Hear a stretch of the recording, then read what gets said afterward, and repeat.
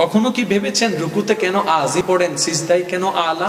কখনো কি একবার ভেবেছেন হাত বাঁধার সময় আল্লাহু আকবার, রুকুতে যাওয়ার সময় আল্লাহু আকবার, সিজদায় যাওয়ার সময় আল্লাহু আকবার, বৈঠকের সময় আল্লাহু আকবার, রুকু থেকে ওঠার সময় কেন সামি আল্লাহ বলতে হয়?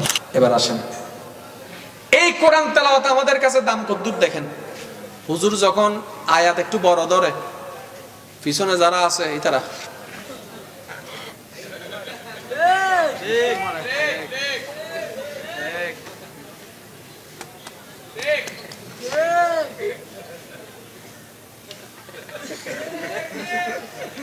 হুজুর নামাজ যাতে শেষ করছি, হুজুর এখন হুজুর ফিসটা কেন হন? আমি আমার অবস্থা বলি না, আমি আমাদের অবস্থা বলেছি। তাহলে কোরআন পড়া মানে আল্লাহর সাথে কথা বলা, সেটার কোনো মূল্যায়ন আমাদের কাছে কেন জানেন? কোরআনকে আমরা জেনেছি, বুঝি নাই। এবার আসেন যুব সমাজ ভাইরা, নবী রাহমাতুল্লিল আলামিন বলছেন, হে আমার উম্মত, তোমরা যখন নামাজে সিজদায় যাও, তোমাদের কপালটা জমিনে লাগে না, রবের দরবারে গিয়ে লাগে।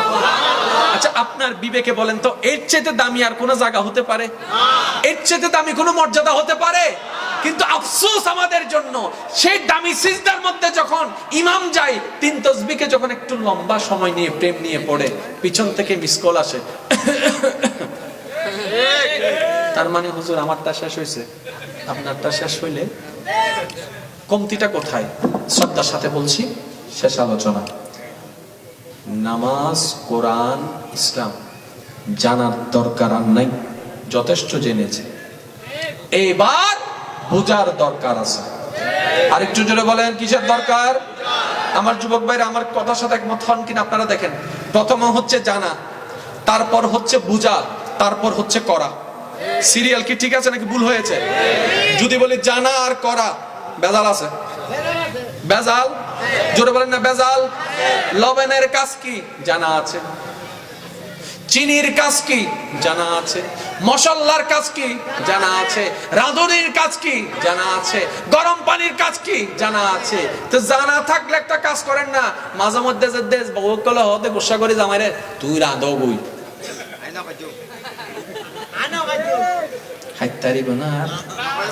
বেশিরভাগ কম বেশি হয়তো রান্না করতে জানে, যদি আরে দেয় বরবাতির নহব তো লবণ আছে তো, বউ বলতেছে লবণ দিছি, মশলা দিছি, রাঁধতে পারেন না কেন? বউ জানি হন্নান কি হদ্দুরি বুঝির। তাহলে একটা জিনিস জানা, একটা জিনিস বুঝা, আর একটা জিনিস করা। কয়টা জিনিস বলেছি ভাইরা? যত জামিলা জানার মধ্যে, বুঝার মধ্যে কোনো জামিলা। এবার যদি আপনি আমাকে হঠাৎ করে এখানে বসায় দেন, কোনটা ভলিউম, কোনটা ইফেক্ট, কোনটা ইকো, কোনটা রিভার্ব, কোনটা বেস, কোনটা হাম, আমাকে সব কিছু জানাই দিলেন, এবার আমি চালাতে পারবো না কেন? বুঝছি না তো, কতটুক দিব, কতটুক ছাড়বো, কত ভোল্টেজে কতটুক। এই জিনিসটা বুঝতে পারলে জিনিসটা পারফেক্ট হয়। এবার আমি প্রশ্ন করবো, আপনার উত্তর দিবেন। নামাজ অবস্থায় কেউ যদি হাত ছেড়ে দেয়, নামাজ থাকবে? আমি সবার মুখ থেকে শুনতে চাই। নামাজ অবস্থায় কেউ যদি নামাজে হাত ছেড়ে দেয়, নামাজ থাকবে?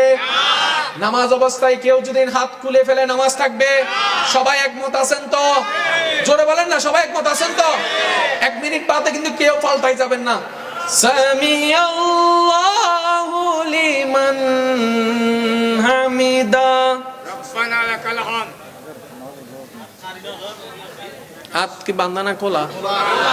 এবার নামাজি ভাইয়ের কাছে আমি একটু শ্রদ্ধার সাথে, একদম শ্রদ্ধার সাথে প্রশ্ন রাখতে চাই। ভাইয়া, আপনি না একটু আগে বললেন হাত করলে নামাজ থাকে না, তো সামি আল্লাহ হয় খুলি ফেলি ওদের তো ভাবি নামাজ হয়।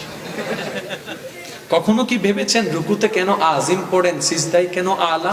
কখনো কি একবার ভেবেছেন হাত বাঁধার সময় আল্লাহু আকবার, রুকুতে যাওয়ার সময় আল্লাহু আকবার, সিজদায় যাওয়ার সময় আল্লাহু আকবার, বৈঠকের সময় আল্লাহু আকবার, রুকু থেকে ওঠার সময় কেন সামি আল্লাহ বলতে হয়? এটা কখনো ভাবার আমাদের টাইম? যার কারণে নামাজ পড়েছি, বাটপারি কমে নাই।